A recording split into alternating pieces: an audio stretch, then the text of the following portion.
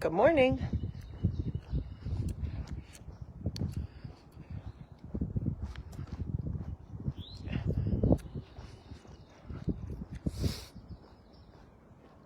Good morning. How's everybody doing this morning? Happy Saturday. In a few days, it's gonna be May. So exciting. Hello. I'm home. I'm back in Birmingham. I traveled yesterday. I actually had a great travel day yesterday. Usually I'm in like I'm not in a great mood. I feel anxious. I feel rushed. And I didn't feel any of that yesterday. I just had total peace for some reason in my movements, and I was excited to be going home, and I was so excited to sleep in my own bed last night. I cannot even tell you how good it felt. I slept so good next to Michael. God bless you. I sleep so well next to him. That's a cutie. Didn't you guys have another? Oh, you didn't have a baby? Did you have a baby when you moved in? Was he the baby? Okay. Holy smokes.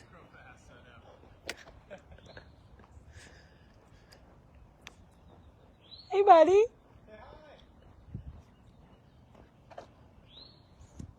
Uh-oh, don't follow me. Oh, Dad is hot, guys. Dad is hot. Shout out to the hot dads. Whoop, whoop. So anyway,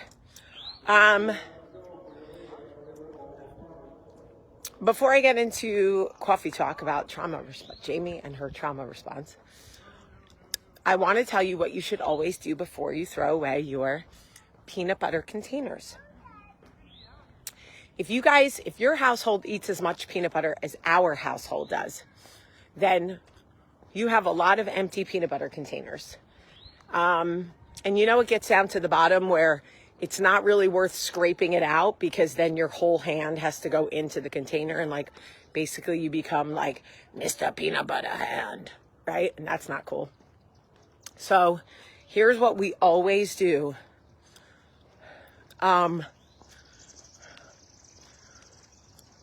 What we always do is I smush up a banana, I put it in the empty peanut butter container, I add almond milk, a scoop of chocolate protein powder, and I put the lid on and I shake it really hard. Like shake, shake, shake, shake, shake, shake, shake. And then I take that concoction and I pour it into my little blender, add a few frozen bananas or ice cubes, depending whatever I have, give it a quick blend, and my kids love it. Yo, relax, announcer. So, I make a smoothie from the bottom of the peanut butter container, and it is so good, guys. And it helps you not waste. Look, I can't stand wasting food. You guys know that about me. By the way, shout out to my friend, Carrie, who I don't know what's going on because I've been gone, but it says, congratulations, Dr. Krebs, because she's an amazing pharmacist. And I don't know what she won, maybe the Ed McMahon sweepstakes of some sort, but I can't wait to find out. Anyway, there's a couple of things you can do. You can add smashed banana to it and just use a spoon and eat the bottom peanut butter and the banana if you want. Or you can make the smoothie like I do. Sometimes Max drinks it right out of the peanut butter container. Look, guys, I didn't tell you it was pretty, but it is delicious, okay? So,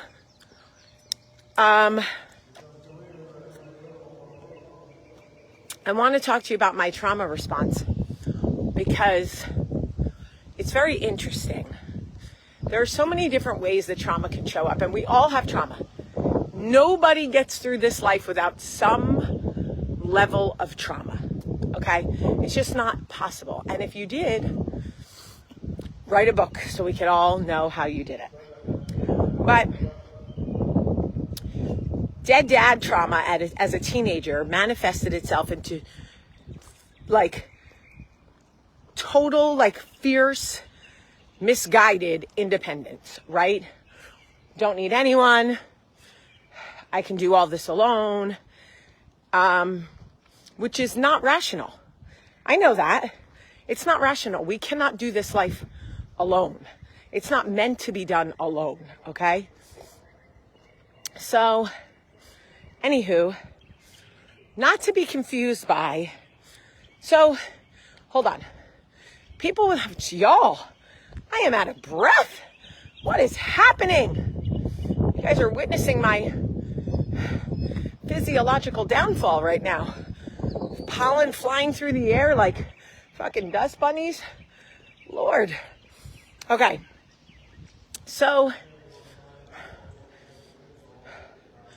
I have hyper independence.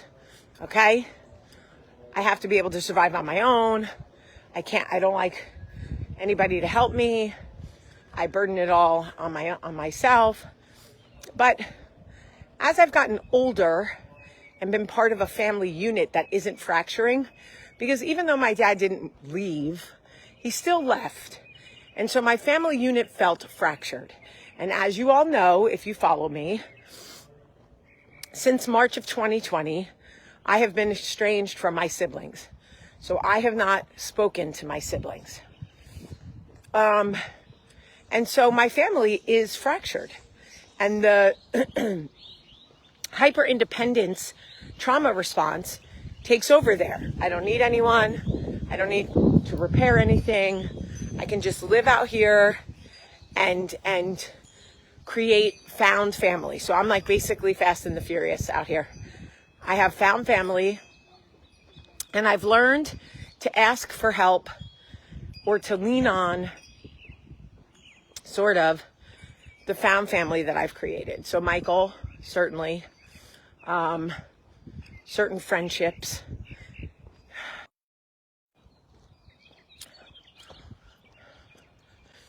I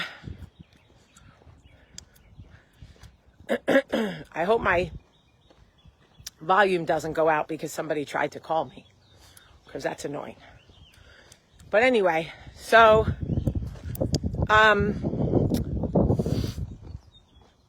let me know if you can hear me. I need to be walking the other way. I'm walking into the sun. You guys cannot see me. But hold on. Let me go into the shade.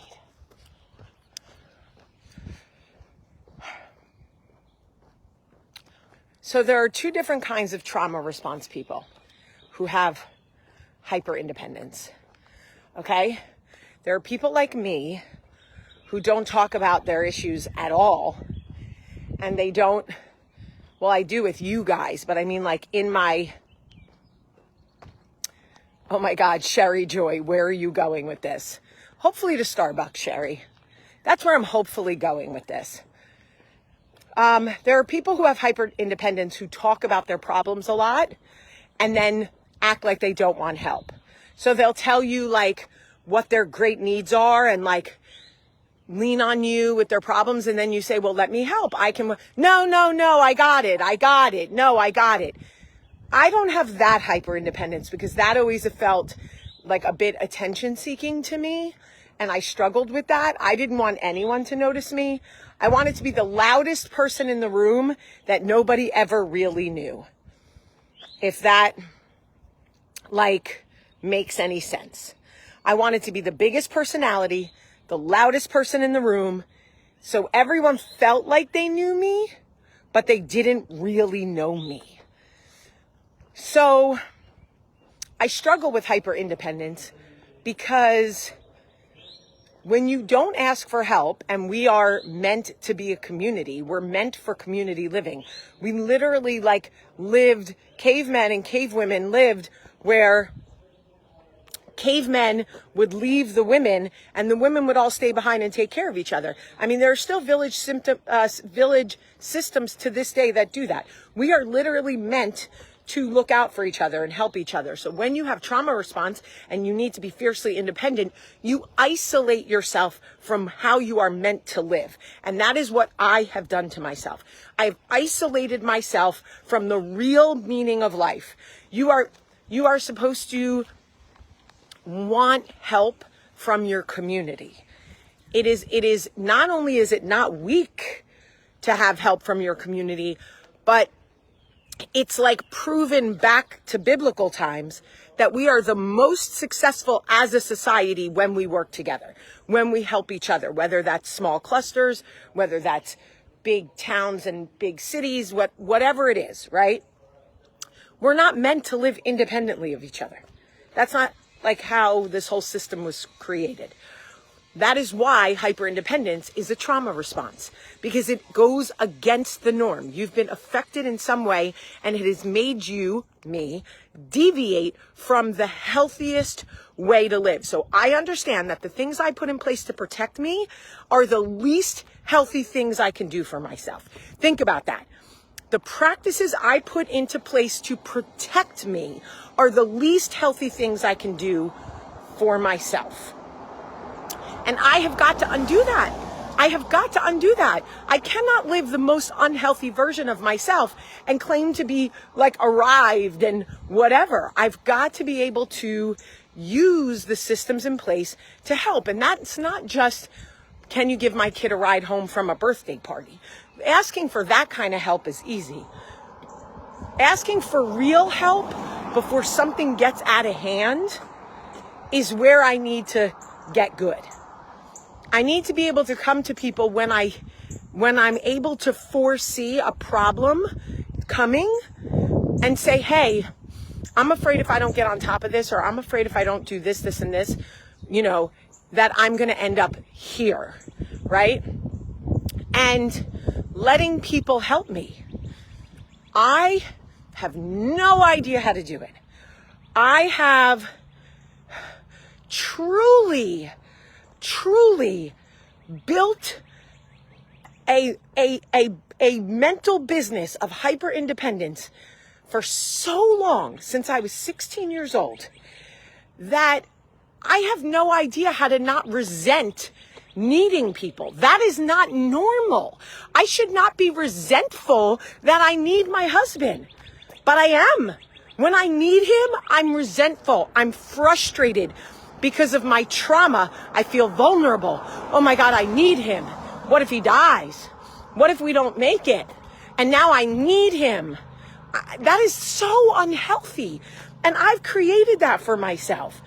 All that man wants to do, besides play golf, is be there for me. And I've created a security system that keeps him on the outside and makes it feel like it's pulling teeth to ask him for help. He's like, what? What the hell do you think I'm here for?